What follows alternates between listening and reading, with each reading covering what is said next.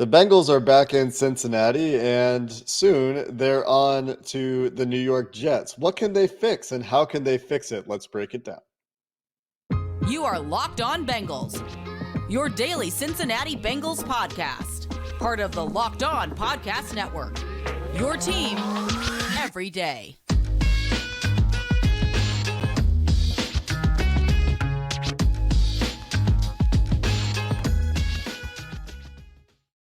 What up, Bengals fans, and welcome to another episode of the Locked On Bengals podcast. I'm your host, Jake Liscow. He's your host, James Rapien. We're part of the Locked On Podcast Network here on Locked On Bengals, covering your team every day, free and available everywhere you get your podcasts and on YouTube. We appreciate all the subscribers, the followers, all the people that leave us reviews, comments, and everyone who makes us their first listen. Today's episode of Locked On Bengals is presented by Prize Picks Daily Fantasy, made easy. You're going to get a 100% instant deposit bonus up to $100 with promo code Locked On if you're a first-time user. That's prizepicks.com, promo code Locked On.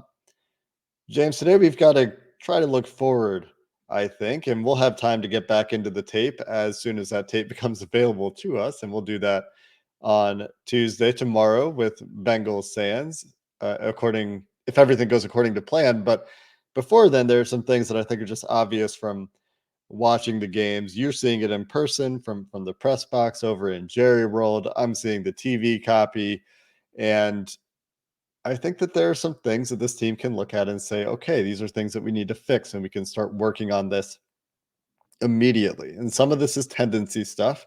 Some of this is the way the offensive line is playing together. But it starts with the quarterback and with Joe Burrow.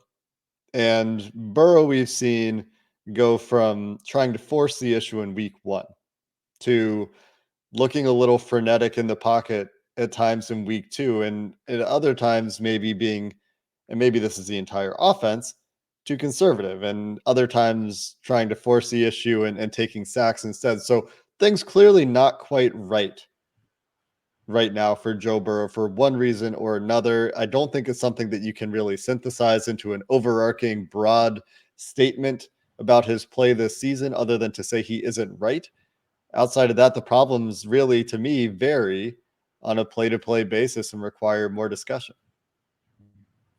Yeah, it's one of those things. I don't know when it happened, right? Because it's not like when we last saw him in February, he was having these type of issues. Now, the playoff run was grueling, and he was getting hit and hit and hit and hit, but they were still pushing the ball down the field.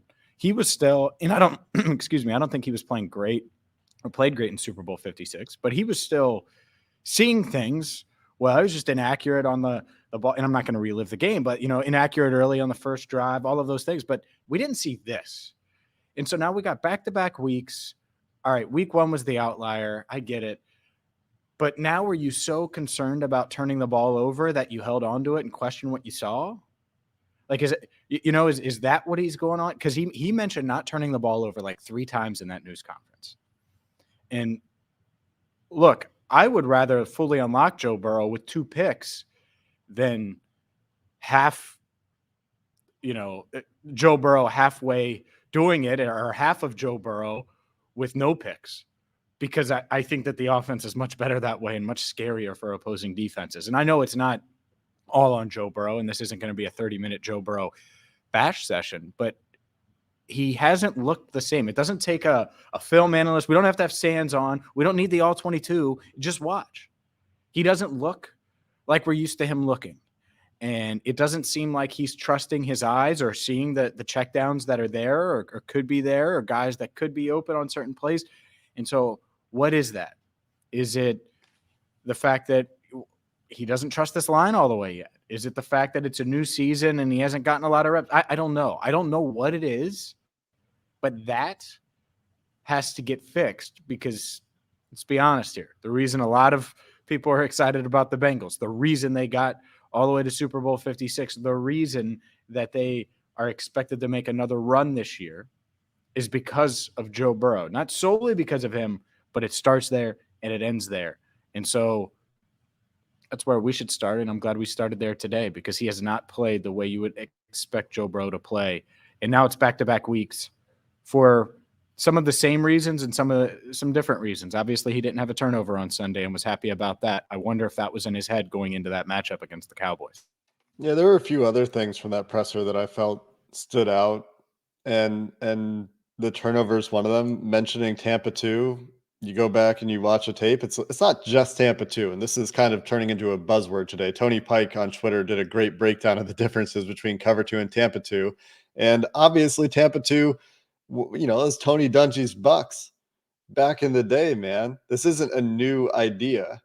This is something that's been around for a really long time, and it shouldn't be the Achilles heel of your offense. But the thing that makes Tampa 2 dangerous, when you're the Bengals anyway, is if you can't block 4. And the Bengals have not been able to block 4 in the first 2 weeks of the season. And I know that those 4 include Micah Parsons and TJ Watt and Cam Hayward and DeMarcus Lawrence and Dorrance Armstead, one of the other Dallas players who had a nice game in week 2. Who? You have to be able to protect against a 4-man pass rush. And this isn't just the offensive line, right? This is Drew Sample gave up a sack, and hard to fault Drew Sample. This is one of the Doris Armstead or Armstrong plays. Drew Sample tasked one-on-one blocking a defensive lineman. You don't want to be in that situation too often. The ball probably should have been out also. So, this is an example of how football is a team sport, but the tackles have to play better. La'el Collins needs to play better. Jonah Williams has to play better.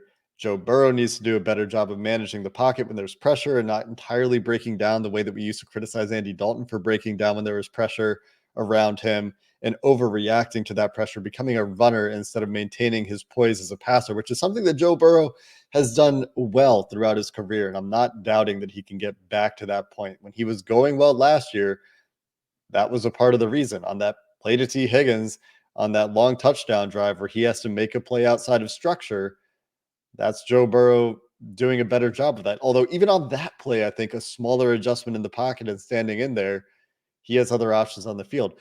So there's a few things going on. Is the ability to block 4, Joe Burrow knowing where to go with the football against these cover 2s where he can't go deep down the sideline, because last year it felt like a lot of time, there's pressure, I can huck it up to Jamar.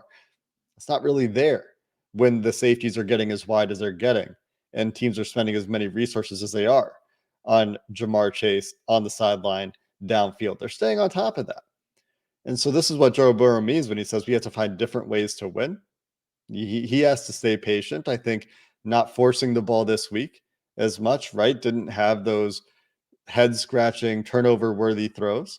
But at the same time, I feel like he's still missing some stuff, right? And so this is, like I said, block 4, know where the ball needs to go, make good adjustments in the pocket when you can. And again, this has to do with knowing where the ball should go. Coaches need to put receivers and quarterbacks and the players in a position to take advantage of these coverages and have answers to these coverages. And the last thing is you need to be able to run the ball against cover 2 shells. And that safety is going to be high, and they're going to take a guy out of the box.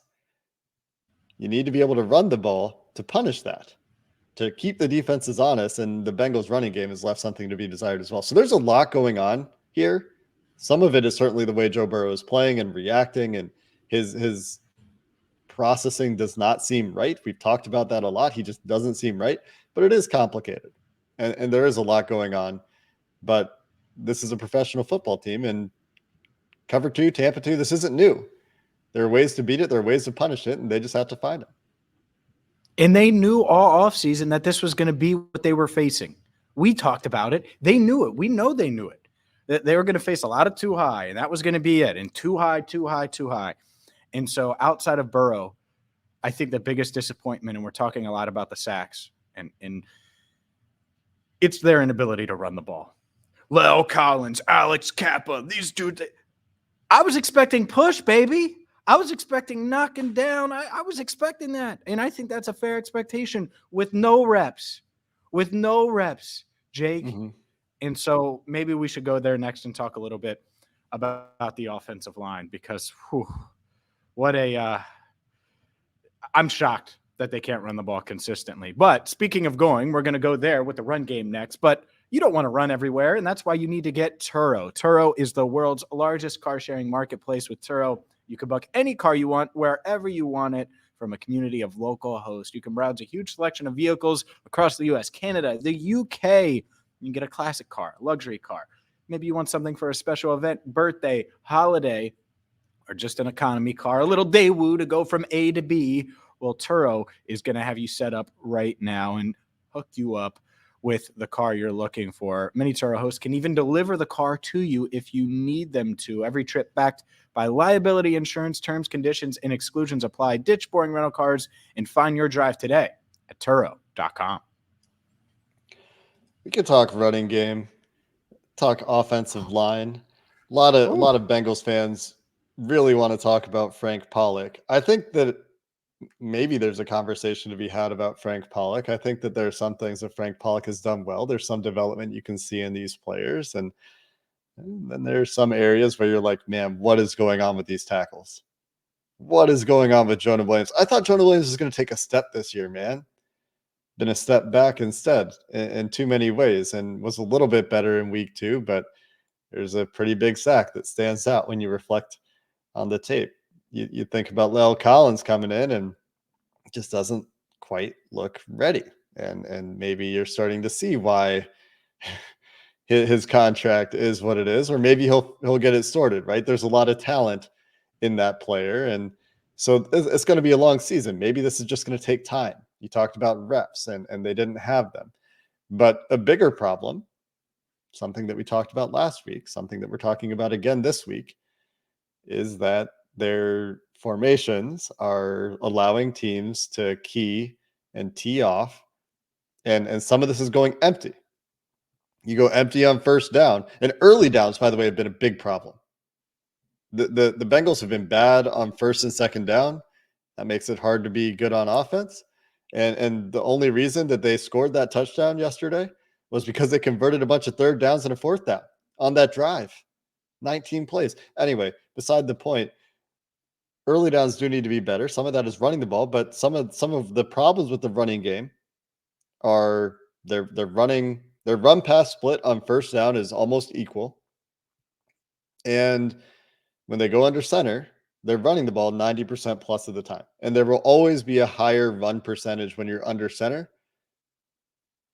But they need to make the defense's job harder when it comes to, do I sell out to stop the run? Do I sell out to rush the passer? Because you can do things that are predictable and say, okay, we're going to out execute. We're just going to beat you, even though you know what's coming, but you can't do it for a whole game. That's really hard.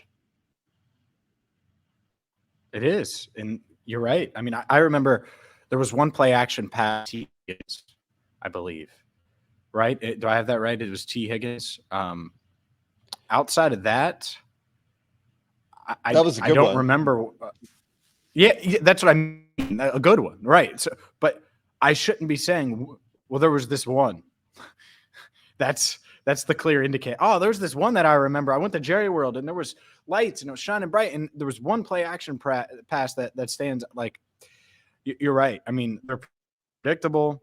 Their quarterback isn't playing his best. The offensive line is certainly feeling its way through things. They can't run the ball. I mean, what do they do well? Coming into this year, what were my expectations? 30 points per game. I thought Mixon was going to have a career year. I thought they'd be able to push the ball down the field after getting these teams out of the Tampa 2 or the cover 2 or the 2 high, whatever the hell you want to say. And they haven't been able to do that. Instead, they've had 37 points total in 2 games. 37. That is – I have words for it, and I actually don't want to get in trouble with the network by saying the wrong words, Jake, so I'm not going to. But that's unacceptable. And so I do think that they're going to have to get this ground game going. I think when you're thinking about answers, finding solutions to getting this offensive line more comfortable, getting Burrow more comfortable. Okay, well, what if Joe Mixon's averaging 5 yards a carry and they're playing ahead? You know, it's 2nd and 4. instead of, 2nd and 12 after a hold, or 2nd and 14 or after a false start and a 1-yard run, something like that. So I think that might be the key, but I don't know if they can do it. I was expecting them to be able to do it against the Steelers. I remember we could cold take my messages to you before that Steelers game about how I thought this run game was just going to be able to go against Pittsburgh and beat them up. And then I certainly thought they'd be able to run against Dallas. Mm-hmm. And, well, they did neither. And so why would I expect them to run against the Jets? There are certain tendencies, and credit the Bengals. Some people didn't necessarily interpret this the right way, but the first play of the game for the Bengals is a straight drop back for Joe Burrow from under center. That's a combo breaker, man. That's a huge tendency breaker. I reacted big time to that play because they don't do that. Next two plays are runs from shotgun. Again, running from shotgun, not something they never do, but generally speaking, that is a tendency breaker.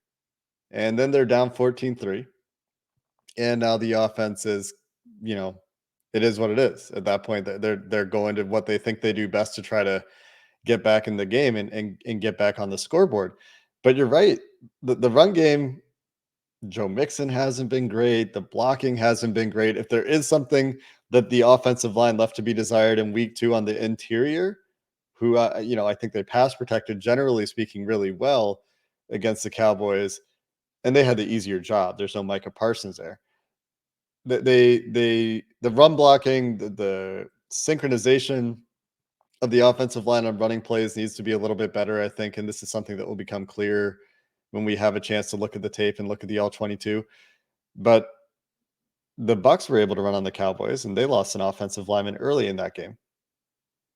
And Joe Mixon needs to maybe get downhill a little bit faster. Maybe we need to see him break a few more tackles. And this is stuff that can come. These are talented players. And this is, why when we talk about this stuff, it could get better next week. It could be that the Jets are a get right team, but I'm not counting on it. Like right now, I need to see them do the thing before I expect them to do the thing again. This is, fool me once, shame on you. Fool me twice. Well, now shame on us, because we've been fooled 2 weeks now talking about this offense's touchdown favorites going against defenses that have clear vulnerabilities that they haven't been able to take advantage of. And so, next week it's Jonathan Franklin Myers and Sheldon Rankins and Quincy Williams, or not Quincy Williams, sorry, Quinnen Williams and Carl Lawson. There's no Micah Parsons there. There's no Cam Hayward there. There's no TJ Watt there. There are solid players there. Can they go beat them? Can they win in the trenches? Because that's what their offseason was. It was, we're going to have the same team with 3 or 4 better offensive linemen. That was the plan, right? So far, that plan has not borne fruit. No, it hasn't. And I don't think it's all, like, I think, and there's been debate about offense, a lot of debate and conversation about it. Like, I think Volson's been okay. I don't think he's been this, awful 4th rounder from a 1AA school and just looks overwhelmed. I think he handled himself well with, a tough matchup last week. And then this week, with the Cowboys, you never know if Parsons is going to be lined up and matched up against him, which I didn't notice much of, by the way. So I'm not sure if there was much of that. So, which I was fearful of going into the game. So it's not all bad, but it has to get fixed quick. Elise wrote about this for all Bengals. 38 of 400 teams, 0-2, made the playoffs. And I know there's that 17th game, but man, it's just play where like the bare minimum, Jake. Like we were thinking divisions and advancing and all of those things. And you lose to Mitch Trubisky, and then you lose to what was that? Cooper Rush? It's hard to rebound, but they can, and that's the thing is they still can, and they're going to have a 5-day span in which they can really change things around, starting with the Jets on Sunday. Yeah, and it has to start there, right? Because that is the standard that they've set for themselves, that is set with the fans at this point. You go to a Super Bowl, expectations are going to be high, and clearly this team has not come out early ready to deal with the target on their back. There have been a lot of questions about coaching as this team tries to deal with the target on its back. There will need to be adjustments. The defense been pretty good. There's probably some things that we can talk about there as well as the Bengals try to shift gears and get back into the winning column. We'll finish the show there coming up next. But first, well, it's time to play Prize Picks. You're talking daily fantasy. What's Prize Picks? Well, Prize Picks is awesome because what you do is you pick 2 to 5 players, and if they score more or less than their Prize Picks projection, you can win up to 10 times your money on any entry. It's that simple.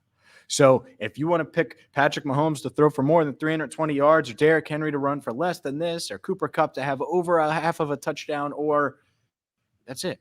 It's daily fantasy. You can win. All you have to do is outsmart the Prize Picks projection. And you're not competing against other people. It's you versus those projections. Prize Picks offers projections on any sport you watch. It's not just the NFL. They got college football. They got NBA, Major League Baseball, and so much more. Entries can be made in 60 seconds or less. And withdrawals, are they tough? No, they're safe and they're fast. And it's currently operational in over 30 states, including Canada. So Jake can wager all the Prize Picks wagers he wants to. Download the Prize Picks app or go to prizepicks.com and sign up to play daily fantasy sports. First-time users can receive a 100% instant deposit match up to $100 with promo code Locked On. So if you deposit $100, you're going to get 100. Deposit 25, you'll get 25. Again, promo code Locked On at sign up for an instant deposit match up to $100 with Prize Picks. James, let's wrap the show with a bit of a conversation about coaching. It's the first thing that people want to scapegoat, right? When things go wrong, the tendency is you blame what you could blame before. You don't blame the golden boy QB. You certainly don't blame the skill players. And for the most part, the skill players have done nothing wrong. I think Hayden Hurst has been a nice addition. I think Jamar Chase is still really good. I think T. Higgins is still really good. And I think there have been opportunities for Tyler Boyd where Joe Burrow hasn't pulled the trigger. And so I have no complaints about the skill guys. People don't want to complain about Joe Burrow. I think Joe Burrow needs to be better. People want to point fingers at Frank Pollock and Zac Taylor. And hey, there's probably some credence to that stuff, right? Because there have been some questionable decisions and there have been some things. We talk about structure. We talk about needing to be less predictable. That's stuff that comes back to this coaching staff, things that they can control, things that they can address. It's never that simple, and so I'm just throwing that caveat out there, but this coaching staff, I'm sure, will be pointing the finger at themselves in some ways too and saying, hey, we need to put our players in better positions. They do. You know, the honeymoon is over. I think that's the fair part about this coaching staff at this stage. Like the Frank Pollock glass eater stuff is great, and I don't think he's a bad coach by any stretch. But people are frustrated, and they're sick of watching Joe get hit, and I don't blame them. The Zac Taylor run to the Super Bowl, it's so much fun, game ball thing, that runs out when you start losing. And they've lost 2 games. It's not like they lost to the Bills and Chiefs, and it was close, and they lost by a field goal in the last second against those teams. They lost against teams that no one really thinks is going to make the playoffs now, especially with Dak out and Cooper Rush in for the Cowboys. So that's the part of it. And so when you look at it, and this offense struggles, you had the questionable game decisions. And I think there was a couple of those against the Cowboys. They weren't as bad against the Steelers as they were against the Steelers. But like the 4th and 6, come on, man, get points somehow. Get points somehow. I called a money mac for a reason, right? In now a day later, looking back, honestly, I think a lot of people would have went for it. I think I would have said, all right, let's kick the field goal. Cal Adamitis has snapped for months now. He's not new. He's new to fans. He's not new to anyone else. I think they would have been fine. I think that unit would have been fine. And you get 3 there, and it gives you a little momentum maybe, but certainly put some points on the board. But it's easy for me to say in hindsight. I did tweet it at the time, and I felt that way. And so I think that's what I would have done. But even the lack of – and this is what gets me, and I wonder where this came from. Is this coaching? Is this Burrow? Is this them worried about Burrow and how he's playing? But the 19-play drive was a snooze fest, Jake. It was slow motion. This should be this upbeat, high-tempo offense. That looked like the offense that was on the field week 2 in Joe Burrow's primetime NFL debut on a Thursday night football game where he threw 61 passes and they slowly moved the ball down the field because they couldn't block anyone. Like, that's how that offense looked. Just too many plays, took too long. And I wonder why there wasn't more urgency on that drive. So if in part of that has to be coaching. So that's something looking back that really stands out to me. Yeah. And you talk about the slow starts as well. We've been talking about them for years. It needs to change. There's nothing else you can really say about it. But when you can't move the ball early, Joe Burrow saying stuff like the defense we got is not what we got on tape. Jamar Chase saying stuff like we need to adjust faster in game. You can't do that. That's how you lose to bad teams. We've seen it 2 weeks in a row. It's cost them games for the last couple of years. And so where does Zac Taylor's leash run out? Well, with Mike Brown, I don't expect any of these coaches are feeling a ton in the way of job security hot seat right now. But with fans, fans are ready to blow the thing up. And winning, snapping off a winning streak would go a big way in quieting those fans. But you can't take back losses to Cooper Rush and to Mitch Trubisky. Good defenses, apparently. Or at least problematic defenses for the Bengals. The Bengals have things to figure out. They have adjustments to make. And it's the coaching, it's the tackles, it's Joe Burrow, it's Lou Anarumo a couple times a game. This defensive line rotation we could talk about, Trey Hendrickson and Sam Hubbard playing essentially entire games out there. DJ Reader being absolutely the glue for this team. Logan Wilson, he's been another bright spot this year. The Bengals have some good players on that defense, and generally, like I've said, they've played disciplined football, but the pass rush is missing. Remember, go back to the offseason. We were talking about, like, are they really expecting Joseph Osai to be this guy? And the game scripts have not been pass rush favorable, and I get that. They haven't been in positions where they can just pin their ears back, but Joseph Osai is playing 5-tech, where Trey Hendrickson is playing wide 9 in pass rushing situations. They're putting those guys next to each other, which is cool. But can't we find other ways to get Joseph Osai some opportunities? Maybe not, because there aren't very many pass rushing snaps for this team right now. BJ Hill, I thought, had a tough first half. I thought bounced back with a really good second half, but they're missing that dynamic interior pass rusher as well. Maybe they thought Joseph Osai would help in that area. Cam Sample would help in that area, but the pass rush has left something to be desired, I think, in some of the clear passing situations through 2 games. The Dallas Cowboys weren't running a smoke and mirrors. We don't have a quarterback offense. So that's the difference.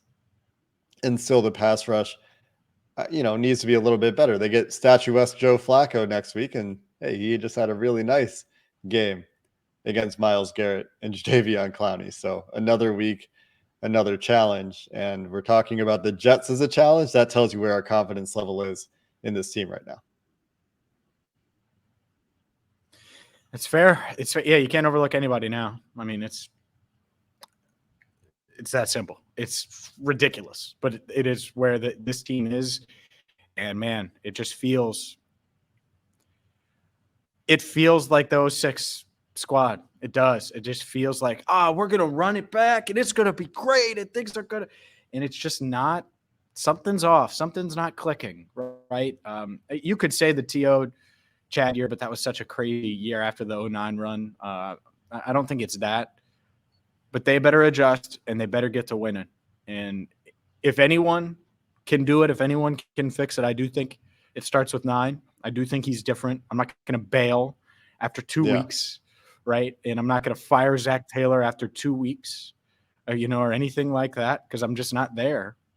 But they have to be better all around. And that it's got to start this week against the New York Jets, because if CJ Uzomah, and he missed last week, but if CJ Uzomah is doing the gritty in the end zone and Carl Lawson is doing sack celebrations, my God, that's that would just be insult to injury, I think, from a former Bengal standpoint, dancing on the 0-2 Bengals. So they're going to have to get it right and get it done. And it starts with the Jets on Sunday, and then they have a short week. I mean, real short week. So, and you're going to start facing good offenses, starting with those Dolphins.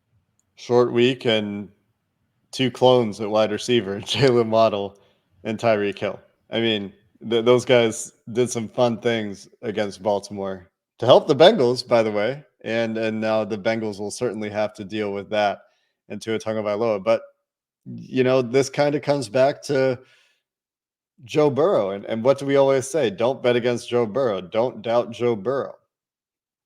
Well, he's rewarded that mentality many times in his career so far. Not yet this season, but that could start as soon as week 3. And then we'll see it. As soon as we know that Joe Burrow is Joe Burrow, then the way that we feel about this team can change just like that. That's that easy. And we'll see if Joe Burrow can do it in week 3. We're going to get into the film tomorrow with Bengals_Sands, Mike Santagata. Hopefully we will get that tape and get that show going tomorrow. And then we shift our focus.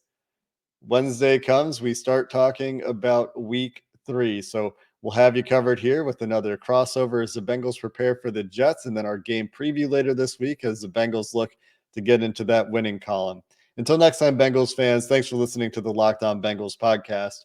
Hoo day, and have a good one.